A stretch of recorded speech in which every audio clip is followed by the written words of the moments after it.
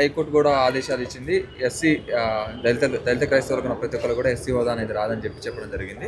ఇప్పుడు సుప్రీంకోర్టు కూడా దాన్ని కరెక్ట్ అని చెప్పడం కూడా చూస్తున్నాను. దీని గురించి అయినా మీరు ఇక్కడ ప్రెస్ మీట్ పెట్టారు, దానిపై మీ స్పందన ఏంటి? అయితే సుప్రీంకోర్టు తీర్పు ఇచ్చినటువంటిది గుంటూరు దగ్గరలో ఉన్నటువంటి ఒక పాస్టర్ ఆనంద్ గారి గురించి వారు హైకోర్టులో, అలాగనే హైకోర్టు దాన్ని స్వీకరించకపోతే దాన్ని కొట్టేస్తే సుప్రీంకోర్టులో మరలా రివ్యూ పిటిషన్ వేసుకున్నారు.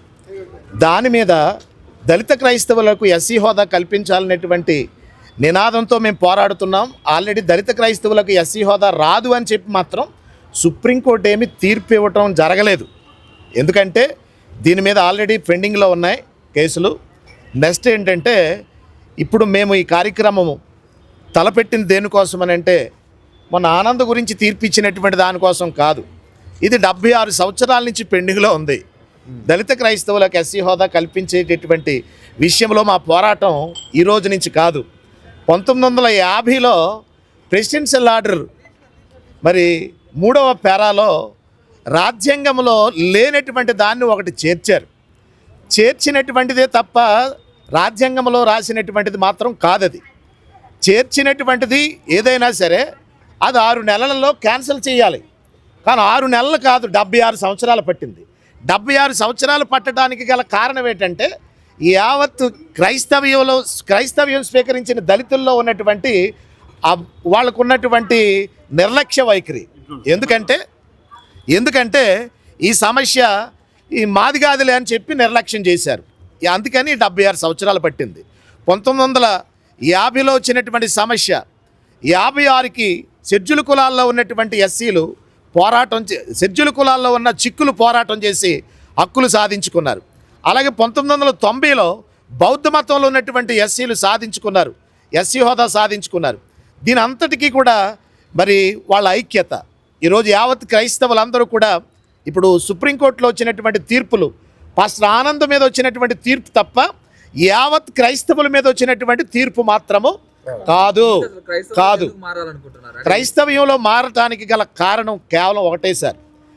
క్రైస్తవులైనటువంటి వారు ఈ దేశంలో సెక్యులర్ దేశం అనబడినటువంటి దేశంలో ఒక భాగం. హిందూ, ముస్లిం, క్రిస్టియన్, జైన్స్ సర్వమతాల సమ్మేళనం మన సెక్యులర్ దేశం ఇది. అయితే షెడ్యూల్ కులాల్లో ఉన్నటువంటి వారు క్రైస్తవ్యం స్వీకరించడానికి ప్రధానమైనటువంటి ఉద్దేశం ఏమిటంటే వీరు అంటరానితనం అనేటటువంటిది అన్టచబిలిటీ ఉన్నది. ఆ అన్టచబిలిటీ వలన వారు ఎక్కడ మాకు అన్టచబిలిటీ లేనటువంటి మరి దేవుడి దగ్గరికి వెళ్ళినా కానీ, ఏ దేవత గుడిలోకి వెళ్ళినా, ఎక్కడికి వెళ్ళి ఏదో ఆరాధన చేసుకుందామన్నా కానీ గుడిలోనికి కూడా రాలేవలేనటువంటి పరిస్థితి. వివక్షత. ఆ వివక్షతలో క్రైస్తవ్యంలో వివక్ష లేదు అని ప్రారంభంలో క్రైస్తవ్యంలో వివక్షత లేదని చెప్పి అందరూ క్రైస్తవ్యంలోకి వచ్చారు. కానీ ఇప్పుడు క్రైస్తవ్యంలో కూడా వివక్షత కనపడుతుంది. ఎందుకంటే ఎస్సీ వాళ్ళు ఒక వర్గంగా వాళ్ళు చర్చి కట్టుకుంటాం, అందులో ఓసీలు రారని, అలాగనే ఓసీలు ప్రత్యేకంగా ఒక చర్చి కట్టుకుంటాం, బీసీ పేటలో ఒక చర్చి, ఇలాగ ఒక్కొక్క వర్గానికి ఒక చర్చి కింద ఏర్పాటు చేసి అందులో కూడా వీళ్ళు అక్కడ కూడా ఈ షెడ్యూల్ కులాల్లో ఉన్నటువంటి ఎస్సీలు ఎవరైనా కానీ, పాస్టర్లు అయినా లేకపోతే విశ్వాసులుగా ఉన్నటువంటి వీళ్ళైనా కానీ ఆ చర్చిలకు వెళ్తే వీళ్ళు ఎస్సీలు వాళ్ళ కిందే వాళ్ళను చూస్తున్నారు తప్ప వీళ్ళు క్రైస్తవులని చెప్పి మాత్రం వీళ్ళు ఓసీల్లో కానీ బీసీల్లో కానీ వాళ్ళ చర్చిలకు వెళ్ళినా కానీ అక్కడ కూడా వివక్షత కనపడుతుంది. అలాంటప్పుడు మరి హిందువులుగానే ఉండొచ్చు కదా, ఎందుకు మరి క్రైస్తవంలో వివక్ష ఉంది? దాని వివక్ష ఉందని చెప్పి క్రైస్తవంలో కూడా వివక్ష చూపిస్తుంది. దాన్ని రూపుమాపాలని చెప్పేసే మా పోరాటం ఇది. సమానంగా అందరూ కూడా కలిసిమెలిసి ఉండాలి. క్రైస్తవ్యంలో కుల వివక్షత ఉండకూడదు. కులము లేనటువంటి క్రైస్తవ సమాజంగా యావత్ భారతదేశంలో ఉన్నటువంటి వారందరూ ఒకటై ఉండాలి. కులరహితమైనటువంటి దేశంగా మారాలని ఐక్యతతో క్రైస్తవ సమాజాన్ని అంతటిని కూడా ఐక్యమత్యం చేయడానికి హలో క్రైస్తవ చలో ఢిల్లీ అనేటువంటి కార్యక్రమాన్ని చేసి మేము పిలుపునిచ్చి ఈరోజు అందరినీ కూడా కలుపుకోవడానికి వచ్చాం. పోరాటంతోనే మనందరినీ అదే మీరు ఇప్పుడు వివక్ష ఉందని చెప్తున్నా, అదే పోరాటం అనేది హిందుత్వంలో ఉన్నప్పుడే పోరాటం చేయొచ్చు కదా. అందరూ కలిసి ఉంటే అయిపోతే ఆ కుల మతాల భేదాలు లేవని చెప్పి హిందువుగా ఉన్నప్పుడే పోరాటం చేయొచ్చు కదా. మరి ఎందుకు క్రైస్తవంలోకి పోయినప్పుడు పోరాటం ఎందుకు చేయాలి? హిందువులుగా ఉన్నప్పుడు పోరాటం చేయడానికి ఆల్రెడీ మేము హిందూ దేశంలో, భారతదేశంలో ఉన్నాం.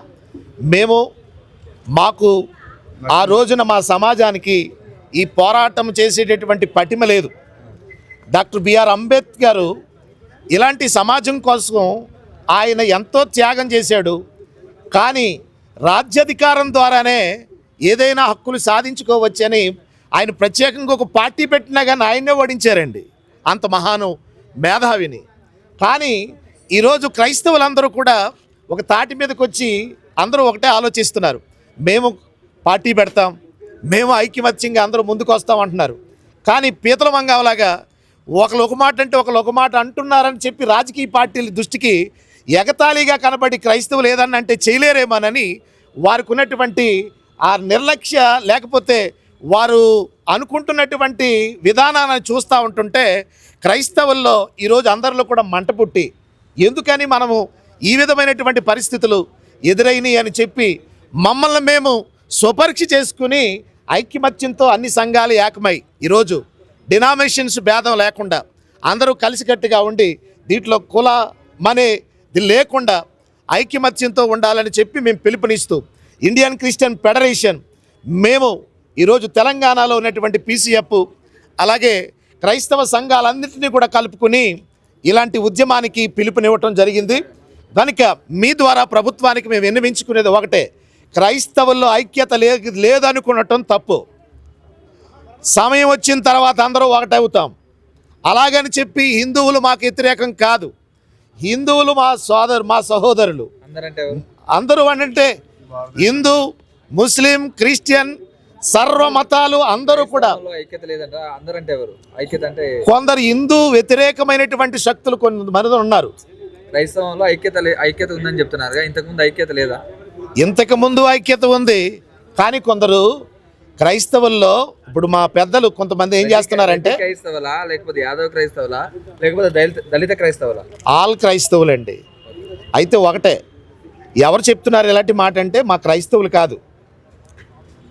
ఓ రాజకీయ నాయకుడు పెద్ద వ్యక్తి దగ్గరికి వెళ్తే అంటాడు, అయ్యా మాకు బరియల్ గ్రౌండ్, లేక మాకు కమ్యూనిటీ హాల్ కావాలి, లేక మాకు చర్చ్ పర్మిషన్ కావాలి, లేక మేము అంతా కూడా కలిసికట్టుగా ఒక విధంగా మేము కొన్ని కార్యక్రమాలు చేయాలనుకుంటున్నాం, మాకు కూడా రాజకీయంగా కూడా